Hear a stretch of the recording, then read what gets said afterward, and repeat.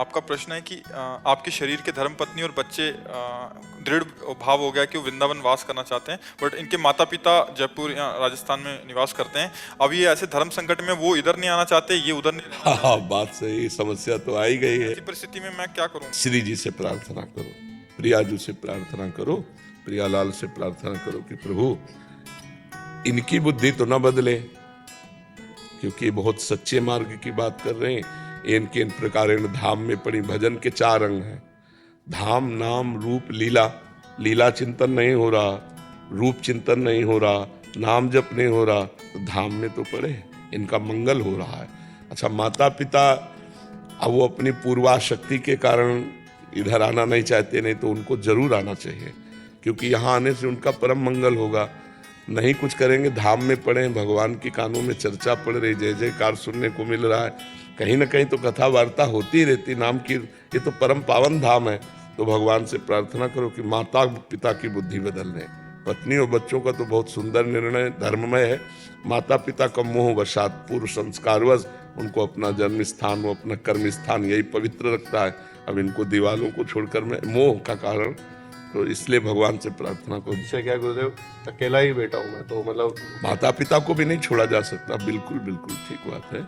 और जब वो अपने हठ में रहे तो फिर अपने पक्ष को करो कि जब तक वो है तब तक उनकी सेवा करो, और जब उनका शरीर पूरा हो जाए तो धामवास करो। महाराज जी वो अभी सक्षम है, वो अपना कार्य खुद करते हैं सब कुछ, तो हम ऐसा सोच रहे हैं कि हम यहाँ आ जाएं, और जब वो सक्षम ना रहे तो हम उनको फिर यहाँ ले। हाँ, ये भी बहुत सुंदर बात है। अगर वो अपनी सेवा कर पा रहे हैं तो करने दीजिए, रहने दीजिए, और जब ऐसा लगे तो बहुत सुंदर निर्णय करने की उनको यहाँ ले आएंगे। पहले सोचा गुरुदेव क्या था, अभी बहन थी, अभी 2 महीने पहले शादी हुई, उनके साथ छोटी बहन रह रही थी, तो दोनों चीजें एक साथ हुई, बहन का भी जाना, वो भी अकेले हुए, और इधर तो उनको आ जाना चाहिए ना, बहू के साथ आना जाना, वृंदावन आ जाना, और भगवान के ऊपर छोड़ दो।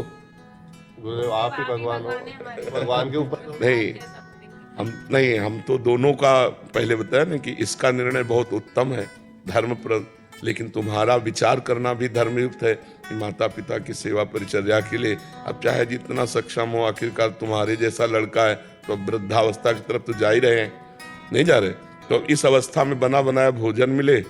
ये भी आपकी शरणागति के बाद ही विचार आने लगे गुरुदेव, पहले इतना नहीं सोचते थे, बिल्कुल नहीं सोचते थे, तो आपसे शरणागति हुए 1.5 साल हो गए। सोचिए और उनको मनाइए, और जब ना माने इसको वृंदावन रहने दीजिए, और जब उनको परेशानी लगे तो उनको फिर वृंदावन ले आइए, क्योंकि वृंदावन में अगर शरीर छूटता है तो भगवान की कृपा प्राप्त होती है। कैसा भी पापी अगर वृंदावन में शरीर छोड़ दे तो उसका कल्याण हो जाएगा, पक्का समझ। धाम है ना, जैसे काशीपुरी है, भगवान की पुरियों में शरीर छोड़ना, भगवान के धाम में शरीर, ये बड़ा मंगलमय कार्य है। तो तुम्हारे माता पिता को ये करना चाहिए कि धाम का आश्रय लेना चाहिए। के लिए गुरुदेव छोटी सी फैक्ट्री चलाता हूँ जयपुर में। हाँ, कोई बात नहीं, कोई बात नहीं। जैसे भगवान, मान लो आप फैक्ट्री चलाते, कोई तो रिक्शा चलाता है। अपने जीवन जीने के लिए वृंदावन वास करते हैं रिक्शा चला के, बहुत जोर का भजन है, 2-4 घंटे रिक्शा चला लिया, किराए के पैसे निकाल लिए, और खूब बाणी पाठ और नाम कीर्तन और भजन कर रहे हैं, पूरे परिवार के परिवार चल रहे, थोड़ा थोड़ा मेहनत करके कमा लेते हैं।